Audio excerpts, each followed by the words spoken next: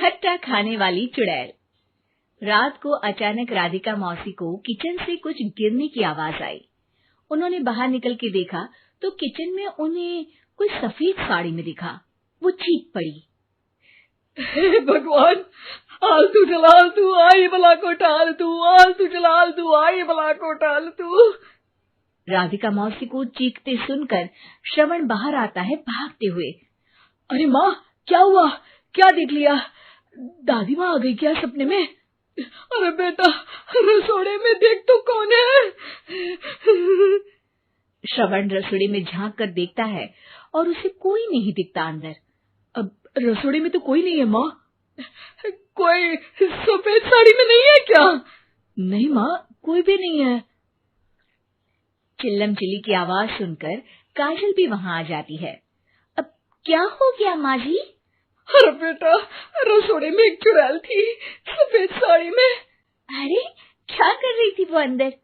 अरे बताया नहीं, कल आएगी ना तो पूछ लूंगी। चुड़ैल जी, आपका क्या प्लान है? माँ जी, रात बहुत हो गई है, आपने कोई बुरा सपना देखा होगा, चलिए सो जाइए। राधिका मौसी सोने तो चली जाती है, पर उनको रात भर नींद ही नहीं आती। वो कुछ भी उलझुल बातें सोचने लगती है।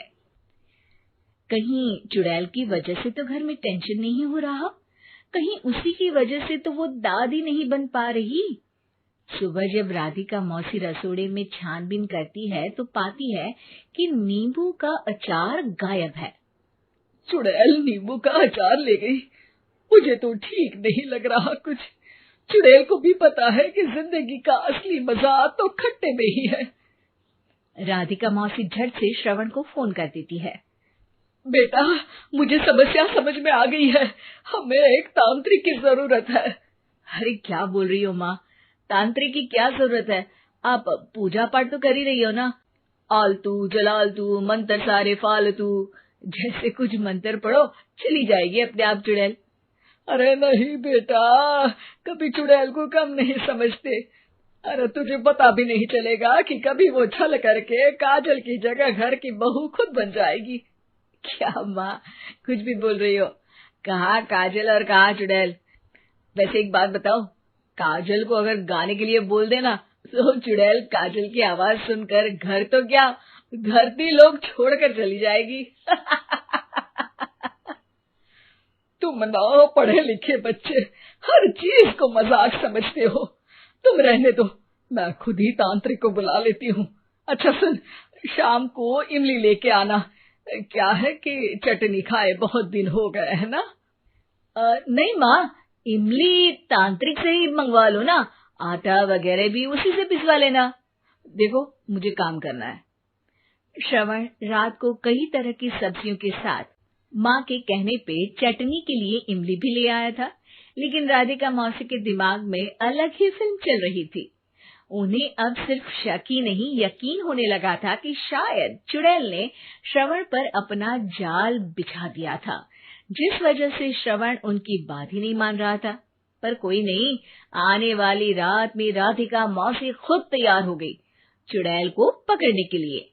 रुद्राक्ष की माला, तुलसी का पत्ता, हनुमान चालीसा सब हाथ के पास ही था, बस चुड़ैल का इंतजार था। और जैसा राधिका मौसी ने सोचा था वैसा ही हुआ। वो चुड़ैल उस रात भी आई, पर वो राधिका मौसी से तेज निकली और राधिका मौसी के उससे पकड़ने के पहले ही वो भाग खड़ी हुई। जरूर बहू पे साया है उस चुड़ैल का, तभी तो श्रवण के कमरे में गई है। और अगली सुबह राधिका मौसी पिछली रात हुए हमले में किन चीजों का नुकसान हुआ उसका हिसाब लगा रही थी।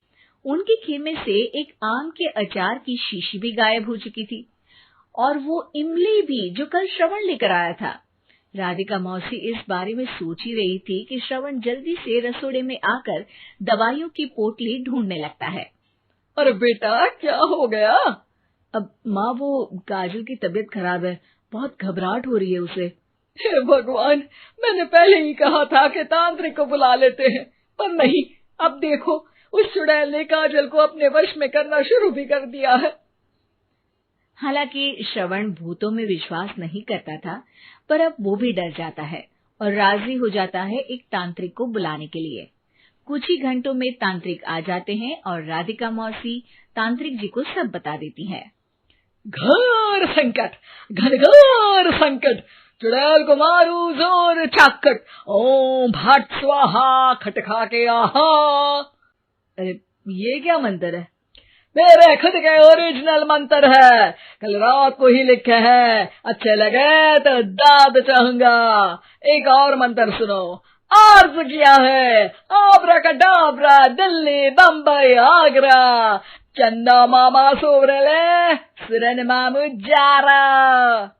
ये मंत्र है? अरे कोई 40 वालीसा पढ़ो ना। वक्त कम है, 40 नहीं पड़ेंगे, 20-25 में काम चलाना पड़ेगा। अलग निरंजन जाके लंदन, मुफ्त का मंजान घिस मेरे नंदन। अरे जल्दी करो तांत्रिक जी, जल्दी करो। तांत्रिक अपने उल झलूल मंत्र पढ़ने लगता है। श्रवण को तांत्रिक पे शक होता है। वो अपने एक डॉक्टर दोस्त को कॉल कर देता है ताकि कोई अनहोनी हो तो इमरजेंसी में चीजें मैनेज हो जाए। तांत्रिक धुनी रमाता है, जिसकी वजह से कमरे में काफी धुआं हो जाता है और जिसकी वजह से बहू की घबराहट बढ़ जाती है। अब भागेगी चुड़ैल। हाँ।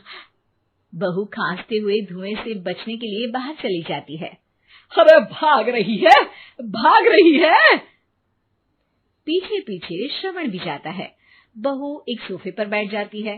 तभी डॉक्टर दोस्त आ जाते हैं और श्रवण को पानी लाने के लिए कहते हैं। थोड़े चेकअप के बाद डॉक्टर कहते हैं, मेरे हिसाब से जाप का काम पूरा हो गया है। क्या मतलब?